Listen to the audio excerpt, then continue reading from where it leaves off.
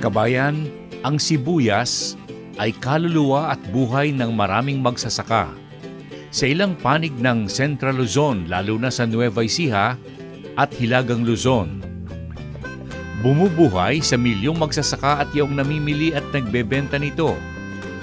Kaya nga't sa tuwing panahon ng pag-ani at tinatapatan ng sibuyas na buhat sa ibang bansa, umaalsa ang kalooban ng mga nagtatanim. Dahilan, higit na mura ang nagbubuhat sa labas ng Pilipinas. Kung tutuusin, higit na magandang sibuyas ang naitatanim ng mga Pilipino kaysa galing sa labas ng ating bansa. Subalit ano ang laban ng mga ito kung mura ang bentahan sa pamilihan?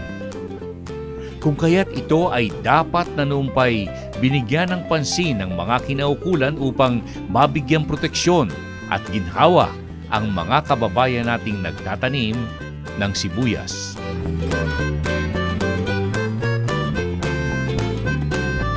Rosemary, bakit puti ngayon ang inaanin niyo? Bukod po maani, mahal. Hindi, ibig sabihin, bakit ngayon puti? Yung kailan maanihin yung mga pula? Ito na rin pong buwan ng February. Opo, mga katapusan po nito. So, kayo ang nagtatanim o kayo rin ang nakikikontrata sa mga may-ari ng lupa? Kayo rin ang nagbebenta? Kwento mo sa amin ng kaunti. Kami po trabahador lang po. Meron po kaming sariling manager dito at kanila rin po itong lupa. Sila rin po ang gumagastos ng sibuyas na ito. Kumbaga sa kwan po, nakikisama lang po kami. Pero may magandang partihan naman. Opo Okay. Sa isang ektarya, mga ilang buriki ito, di ba? Mga ilang kilo o ilang tonelada na nakukuha sa isang ektarya? Naku, tonelada, marami po yun. Kilo lang po, mga 5,000 kilos yung isang kwan. Isang ektarya? Ito lang po, po ito isang ektarya, mga 3,000 sukat po siguro ito. So yung 3/4 na yon, nakaka 5,000 kayo, mga 5 tonelada pala yun. Kasi 1,000 sa isang tonelada, no? Meron po yun. Ganon. Opo. Tapos, ang kumukuha nito, pumupunta na lang dito.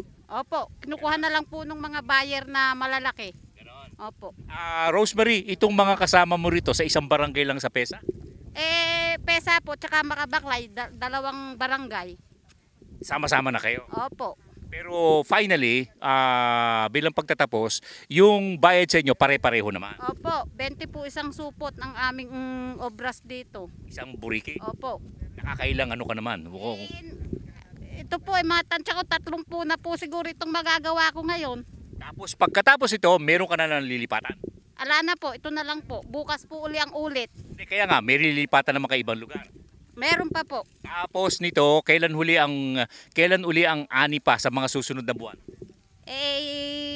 Kasi po yun din man po pare-parehas ang ani. Meron po kasing maaga, mayroong nahuhuli. Yung pong maaga itong mga katapusan ng February, itong mas maaga. Pagka yung nahuhuli, sama-sama, sabay-sabay nag-aani, mura na. Opo. Teka muna, panghuling tanong, meron sinasabing solsona, tanduyong ba yun o yung pula? Tanduyong. O yung maliliit na sibuyas? Batanis po yun. Batanis. Opo, okay. Batanis po yung maliliit na yon. Meron din pong silang tinatawag na Red Creole. Opo, yon. Tapos itong puti, ano to? Hindi, ito po yung kwan. Marami po kasing klase ng binhi ng puti. Anong pangalan nitong natinan nyo? Takis po. Yan. Opo, takis ang binhi. Kabayan, kung hindi hahayaang makapasok ang maraming sibuyas sa Pilipinas sa panahon ng pag-ani nito, malaking ginhawa ang maibibigay sa mga magsasakang Pilipino. Kung sila'y kikita, makikinabang din ang ibang sektor mula sa sakahan hanggang pamilihan. Ang dapat gawin, bigyan muna ng pangunahing pansin ang sariling atin. Sa sibuyas, sa atin munang sakahan. Yan ang sigaw ng mga nagtatanim ng sibuyas sa Pilipinas, kabayan. Onions, sibuyas, kabayan, mula sa palatuntunang ating alamin.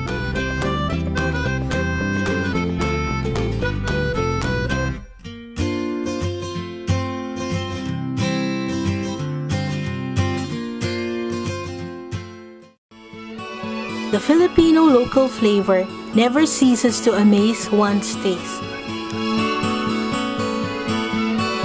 It brings you home to the good old times.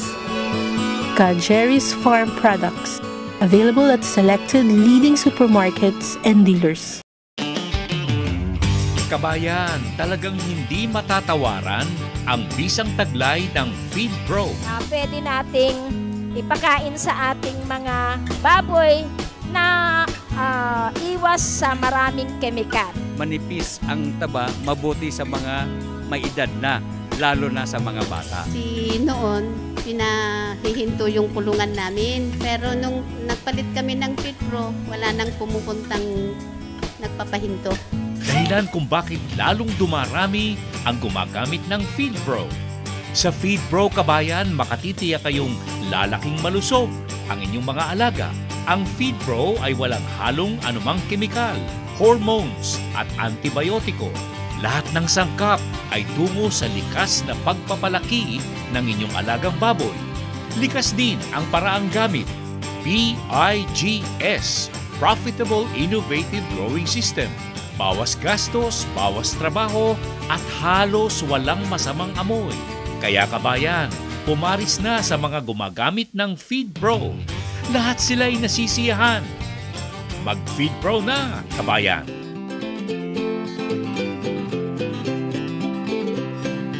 Ang isusunod po natin, kabayan, ay mga kaalaman na dapat na pag-ukulan ng pansin at panahon ng mga nag-aalaga ng hayop na tulad ng baboy.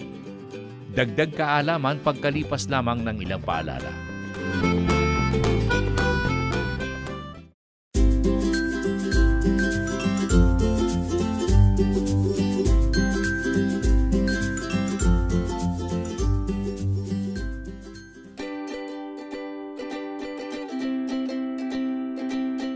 Alam po ninyo, kabayan, ang pag-aalaga ng baboy sa backyard o commercial sector ay isang industriya na dapat na pag-ukulan ng pansin ng pamahalaan at ng mga sektor na nakikinabang dito.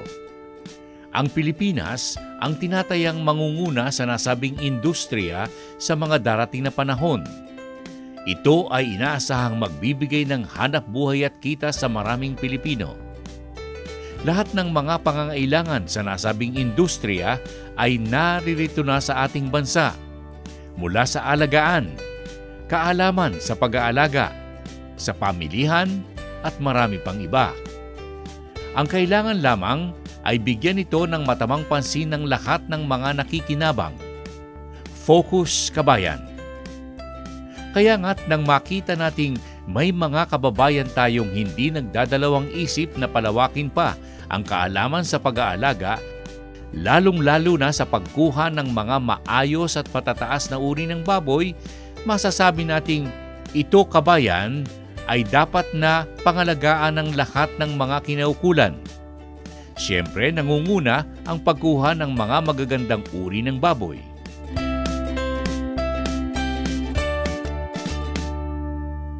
Nandyan yung mothering ability sa inahin, nandyan ang littering size na kailangan, iba't yung mga katangian na maganda para sa isang backyard raiser. Yung basically, yung mothering ability, makukuha mo na sa nanay na yun, yung cross mo nun, ano? Yung litter size, nasa yun na rin yun. Kung gusto mo talagang maganda litter size mo, make sure na yung gilt mo o kaya yung inahin mo, well-fed, maganda kondisyon. Tapos yung barakong gagamitin mo, maganda singilya. Okay.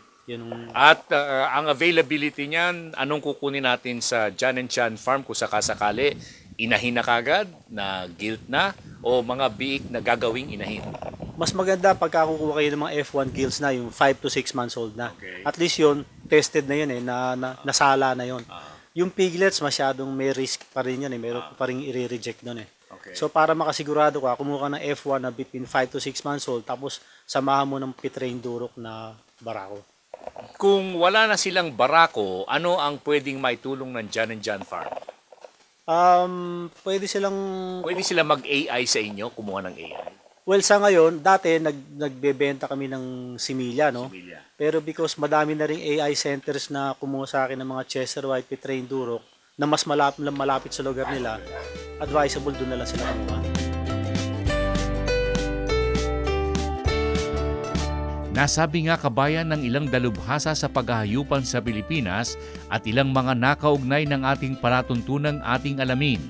Maaring mabawasan ang pag-aalaga at pagpaparami ng ibang alagain sa panig na ito ng Asya, subalit ang baboy ay patuloy na magiging pangunahing alagain ng maraming tao. Dagdag kaalaman mula sa palatuntunang ating alamin.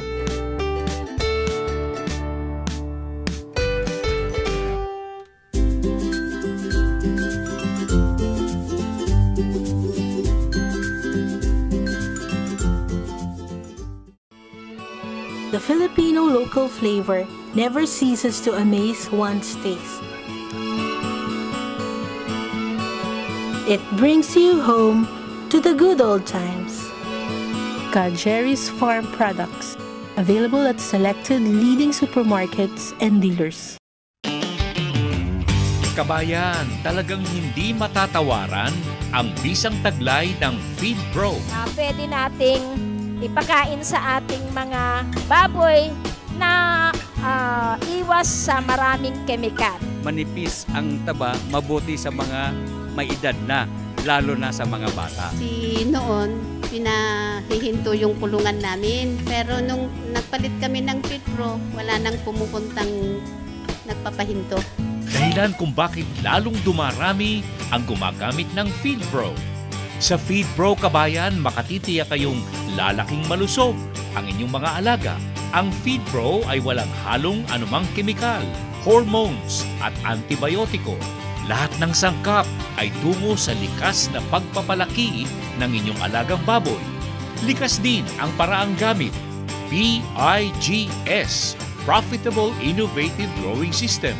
Bawas gastos, bawas trabaho at halos walang masamang amoy. Kaya kabayan, pumaris na sa mga gumagamit ng Feed Pro. Lahat sila ay nasisiyahan. Mag-Feed Pro na, kabayan! Kabayan, nantabay po kayo sa ilang kasagutang naibigay ng ating alamin sa mga nakikipag-ugnayan sa ating palatuntunan pagkalipas lamang ng ilang sandali.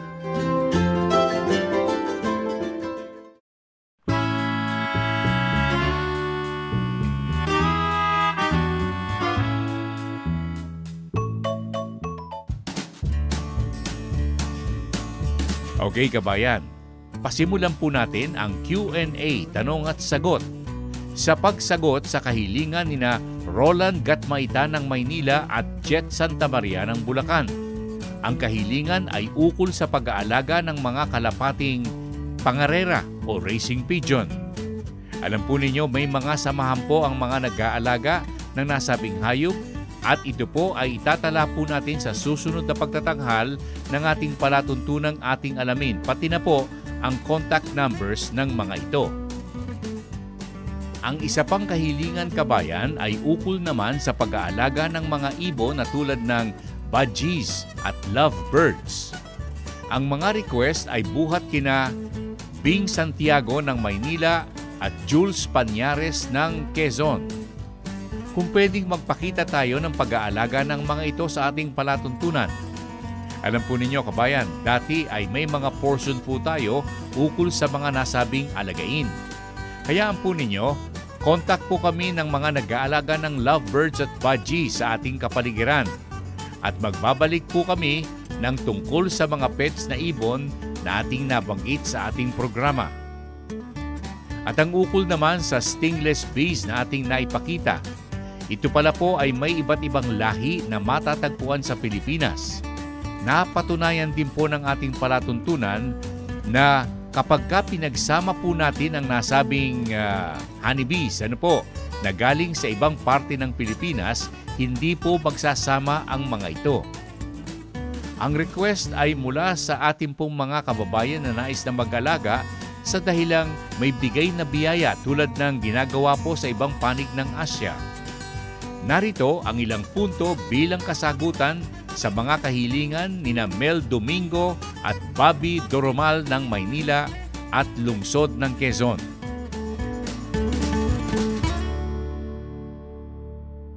Kung magtatanong ang isang lalong-lalo na yung mga OFW, pupunta ako sa Pilipinas, mag-aalaga ako ng honeybee, mga ilan ang pwede kong umpisahan?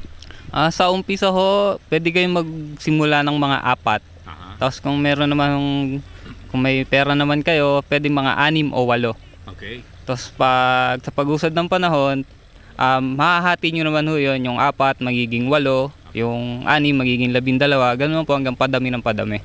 Yung bang isang taon na pag-aalaga ko, pwede na akong makaani ng honey o pollen man lang? Makakaani po kayo ng honey kada 1 taon po. Ganon? Opo. Konti lang? Mga sa isang colony po, sa isang box, mga pag maganda ang panahon, mga 20 kilo po ng honey. Aba, okay na rin yan. Teka muna, napapadako ka sa iba't ibang mga lugar. Mga magkano ba yung isang bote ng honey? Usual na bentahan po, mga kalahating kilo ay 300 po. 300. Mababa pa ho yun. Kung gagandahan nyo pa yung presyo, pwede nyo ibenta ng mga 500 po kalahating kilo. Ganun. So, sa madaling salita, pagka nag-umpisa rito, wag mo nang asahan ng malaking kita, pero meron ka nang makukuhang ganansya. Meron na po. May babalik na ho yung puhunan nyo.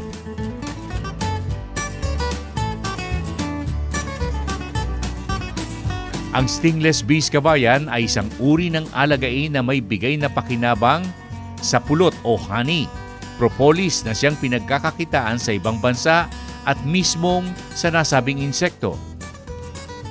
Ang lahat ng ito, kabayan, sa ating Q&A ng palatuntunang ating alamin.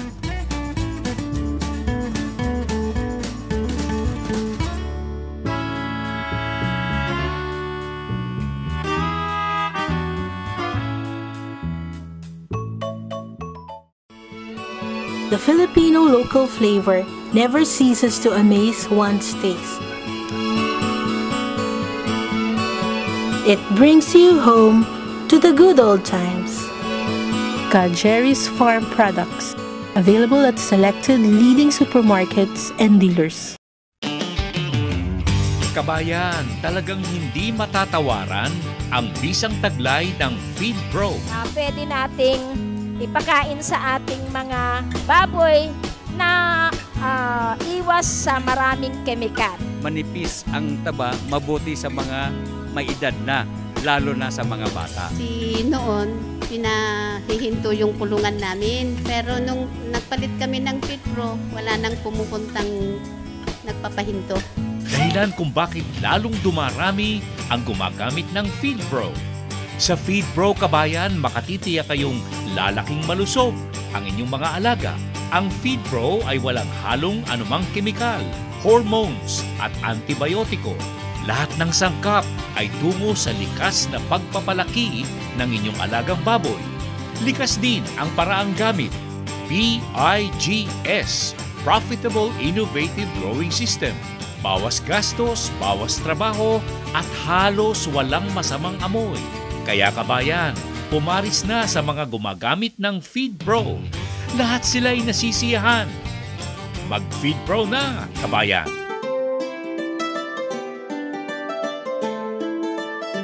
Mamaya, kabayan, muli po nating babalikan ng ilang kaalaman ukol naman sa pag-aalaga ng tilapia na bahagi po ng ating seminar sa Livelihood Center ng GSK. Gabayan sa kabuhayan ng ating palatuntunan, pagkalipas lamang ng ilang paalala.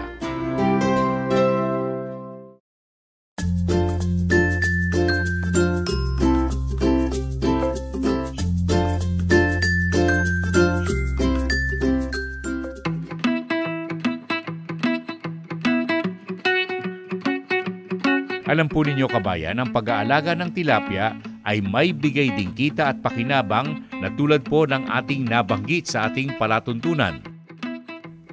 Kung kaya't ito ay kasama po sa talaan po ng mga seminar na naisasagawa ng ating programa sa GSK. Mula po sa fry o fingerlings production hanggang sa palakihing isda, may kita at pakinabang, kabayan. At ito ang sentro ng usapan sa seminar sa tilapia production, kabayan, ng GSK.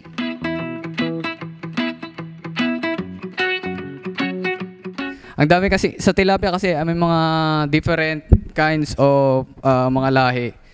Yung galing sa yung sinasabi lang FAS na ito ay sa CLSU, yung breeder na yon. Yung isa naman yung Get Excel galing sa BIFAR na breeders. So dapat pagka tayo ay pumunta sa isang hatchery, tanungin natin saan po galing yung mga breeders nyo. Isa po yung isang tatanungin natin, saan po galing ang breeders natin. So pag sinabi nilang may mga sinabi silang institution, i-check, pwede nyo kaming tanungin o i-text ko kami.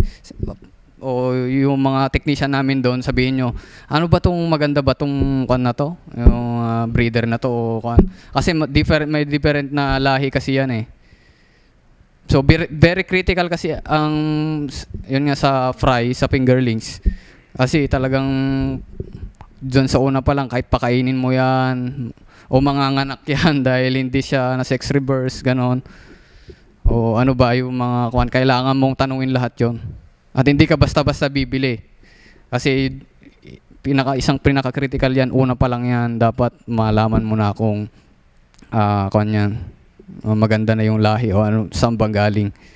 So may mga reputable talaga tayong mga kuan, mga agencies o mga kuan na nagbibigay ng mga magagandang breeder sa mga mga hatcheries. Kabayan, bukod sa tilapia production, inihahanda po namin ang ukol naman sa pag-aalaga ng pangasius na lalong kilala sa Pilipinas na cream dory fish. Ito po ay nakikita po ninyo sa lahat ng mga restaurant at sa hapagkainan sa mga tahanan. Pangasius, kabayan, madaling palakihin at may bigay na kita at hanap buhay. GSK, gabayan sa kabuhayan ng ating palatuntunan.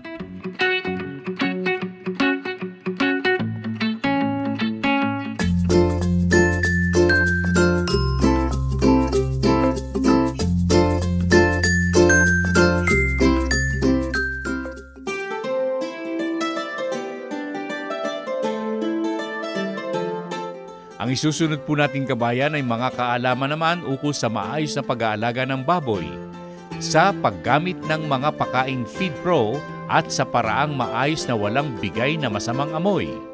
Mamaya sa ating extension service pagkalipas lamang ng ating alamin Advertisers Directory.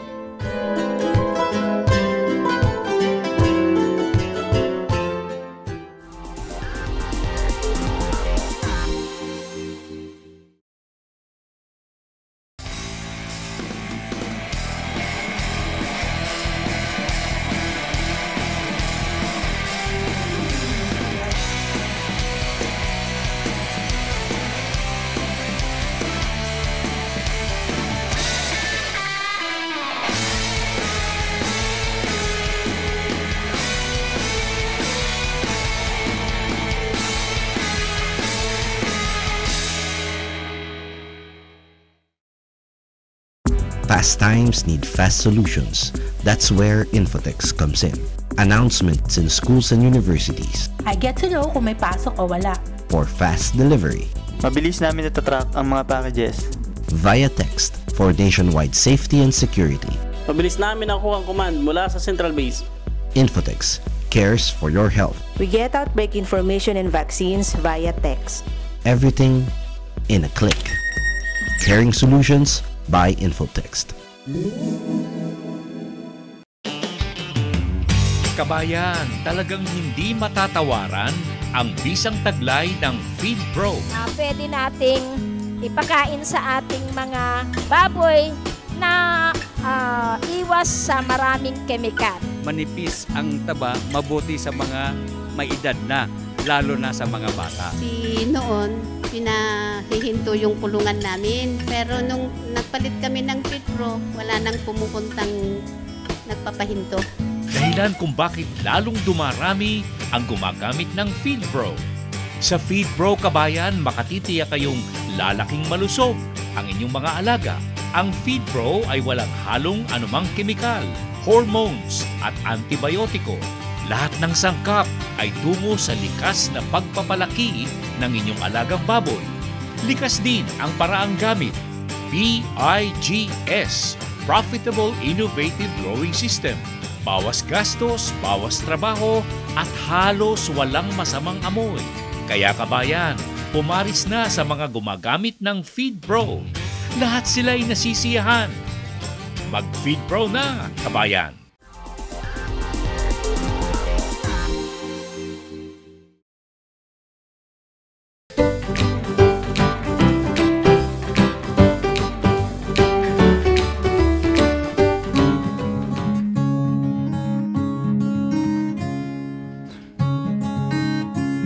Alam po ninyo kabayan, sa mga talakayang naisasagawa ng ating alamin at FeedPro, nagiging pangunahing paksa ang ukol sa pag-aalis ng masamang amoy sa alagaan, na siyang pangunahing problema sa pag-aalaga ng nasabing hayop. At ito po ay nabigyang kalutasan na ng FeedPro at ng ating palatuntunan sa paggamit ng paraang PIGS. Ang pinakasentro po nito ay ang mga paraang makaiiwas kayo sa masamang amoy. Ang isang paraan kabayan ay ang paglalatag ng ipa sa lupa sa loob ng kulungan. Ang ipa ay makatutulong sa pagbabawas ng masamang amoy sa alagaan. Ang pag-aalis ng sementadong sahig ay iwas din sa pananatili ng masamang amoy na dala ng maraming dumi ng nasabing hayop. At ang isa pang naipapayo ng ating alamin ay ang pagpapanatili ng sahig na bakal o plastik na dati nang nakalatag sa alagaan. Ang dapat lamang ay ang pag-aalis ng sementadong sahig sa ilalim ng bakal na sahig o kaya'y plastik upang mawala ang naiipong dumi sa ilalim nito at ang masamang amoy na dala.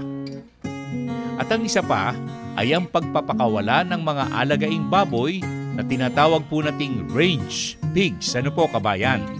At ibabalik lamang ang mga ito sa kanilang bahayan sa oras na dapat na ipasok ang ating mga alaga. Ang lahat ng ito, bukod sa maayos na pakaing FeedPro, ay makapagbibigay ng maayos na alagaan ng baboy sa inyong kawan, backyard man o commercial. At ito po kabayan ay napag-uusapan sa mga talakayan ng FeedPro at palatuntunang ating alamin.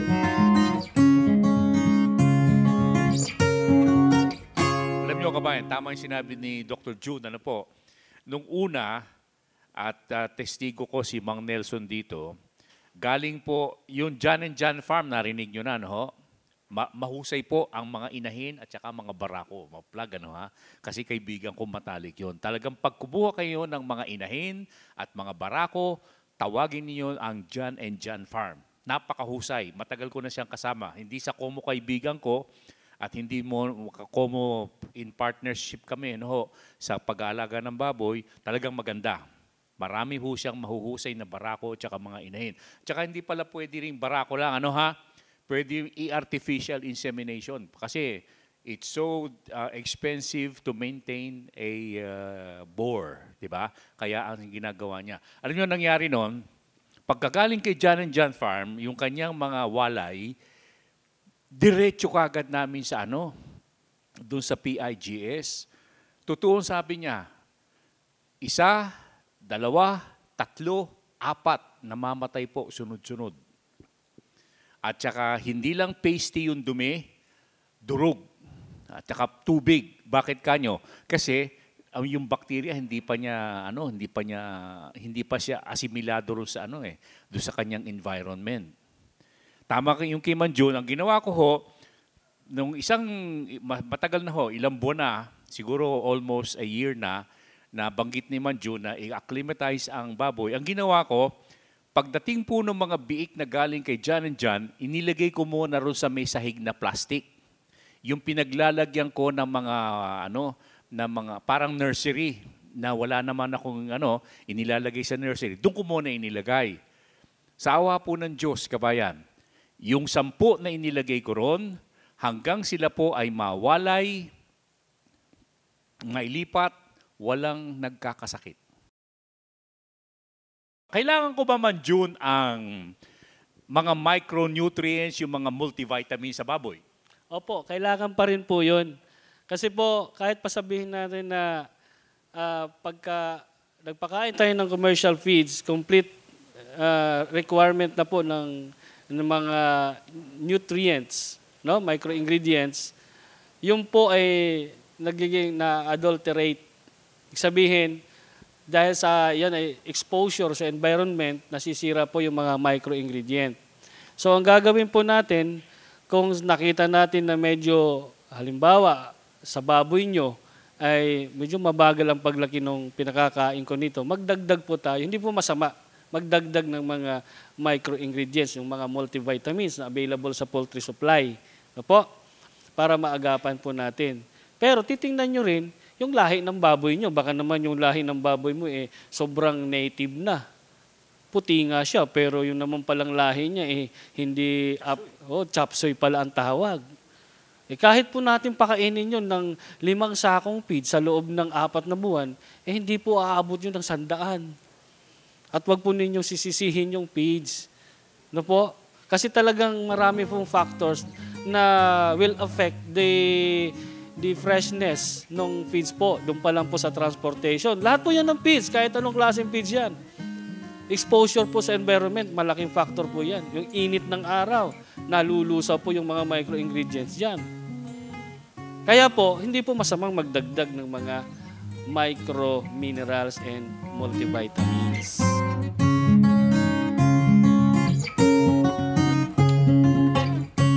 Kabayan, kung sakaling may mga katanungan po kayo o kahilingan ukol sa mga naidaraos po naming pulong-pulong, makipag-ugnayan lamang po kayo sa ating palatuntunan o kaya sa FeedPro at aming itatala ang inyong mga requests. Extension service ng palatuntunan, ating alamin.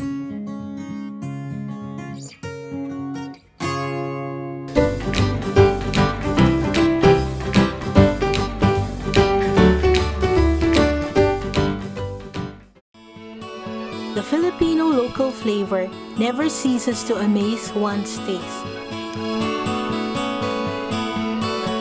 It brings you home to the good old times. Jerry's Farm Products, available at selected leading supermarkets and dealers.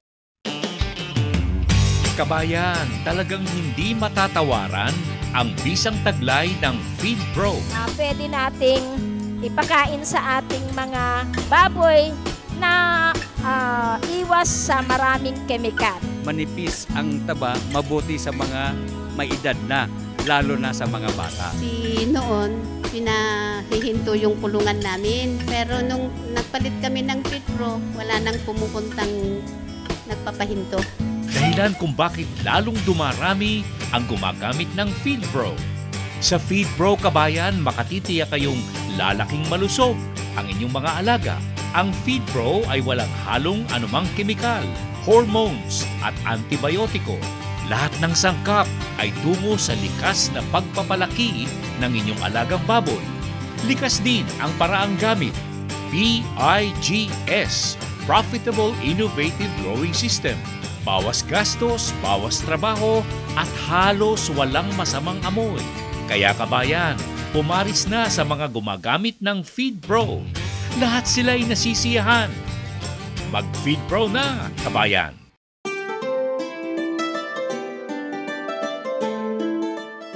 Kabayan, ang paksain sa pagtatanim ng sibuyas ay naging bahagi ng aming pagdalaw sa bayan ng Bantay sa Ilocos, na kung saan ay isang pangunahing produkto ng ating mga magsasaka.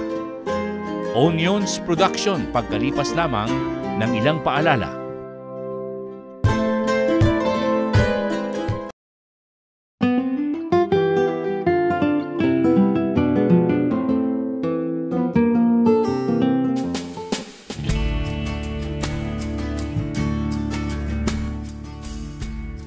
Alam po ninyo kabayan, tulad ng ating nasabi na, maraming magsasaka ang umaasa sa pagtatanim at pagbebenta ng sibuyas. Sa Hilaga at gitnang Luzon ay libong magsasaka ang nagtatanim ng sibuyas at milyong Pilipino ang nakikinabang mula sa taniman hanggang sa pamilihan. Kung kaya't dapat na pag-ukulan ito ng pansin at suporta ng ating pamahalaan. At kung pag-uusapan ng kaalaman, sapat na ang taglay ng ating mga nagtatanim. Ang pamilihan, sapat para sa sarili po nating sibuyas, kabayan. Ang problema, kapag hinahayaang makapasok sa Pilipinas ang sibuyas na galing sa ibang bansa. Ito ang pangunahing hinaing ng mga nagtatanim ng sibuyas.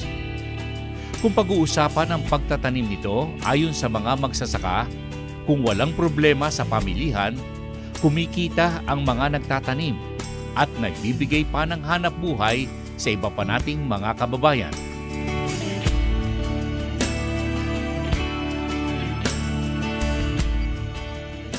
Ano po ang panahon ng pagtatanim ninyo rito sa sa lugar ninyo sa Ilocos Sur ng mga halaman tulad po ng lasona, ng sibuyas? Kasi sa Nueva Ecija tinatapat din nila sa mga panahon na na hindi gaano maulan, Ano po ang panahon ng pagtatanim dito?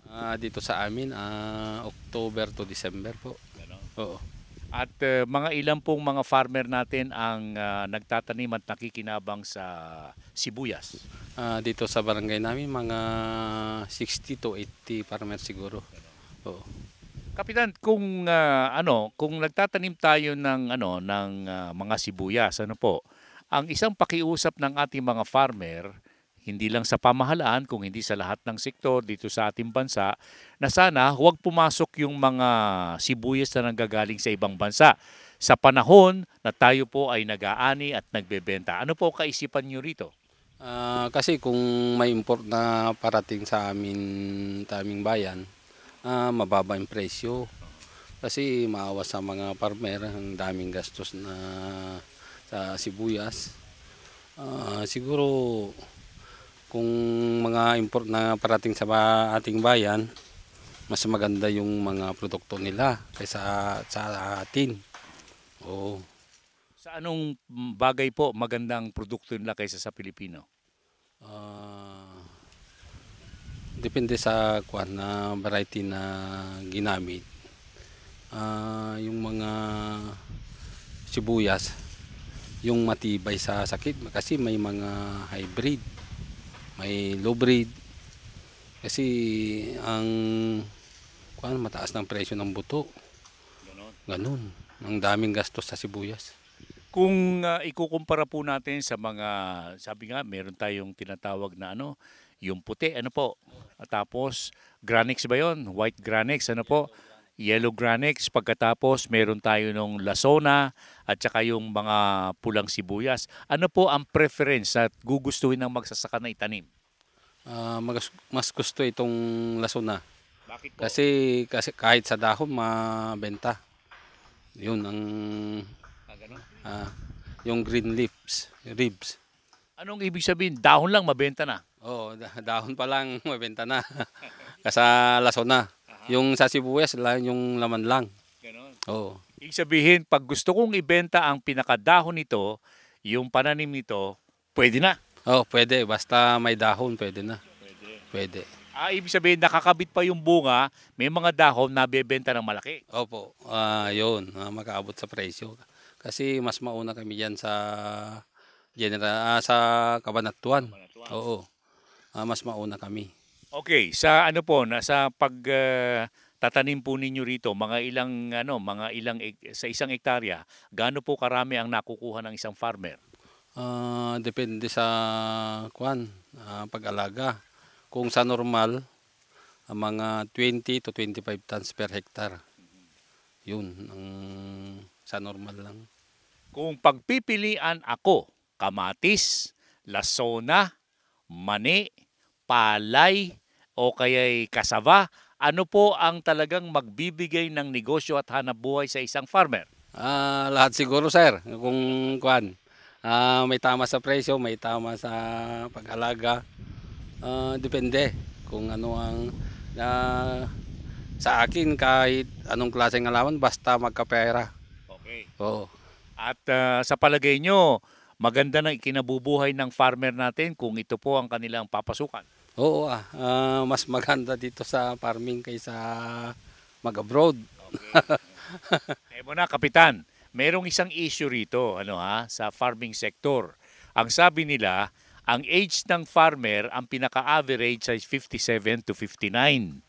At medyo pag nag-graduate na itong mga matatanda nating farmer, sino ang papalit? Yung ba mga young farmers po natin, nakagaya limbawa, yung ipinupush po natin na mga Young Farmers Association, ano po? Ito po ba matutuloy, itutulak po ninyo o bibigyan po ninyo ng sigla at atensyon? Dapat yung mga natutunan mi sa mga technician, ipamana mi sa mga young farmer para alam na mag-produce ng magagandang gulay. Yun lang sasabihin ko sa mga young farmer.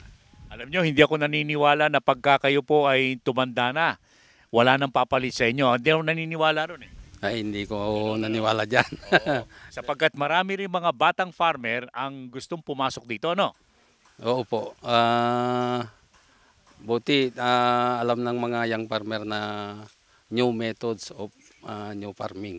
Meron ba kayong pwedeng ibigay na mensahe po sa mga young farmers natin bago po tayo magwakas? Sa mga young farmer, buti mag-alaga kayo ng mabuti ng mga halaman tulad sa aming bukid. Ang daming klaseng halaman. Buti mas maganda ang alam ninyo kaysa amin sa susunod.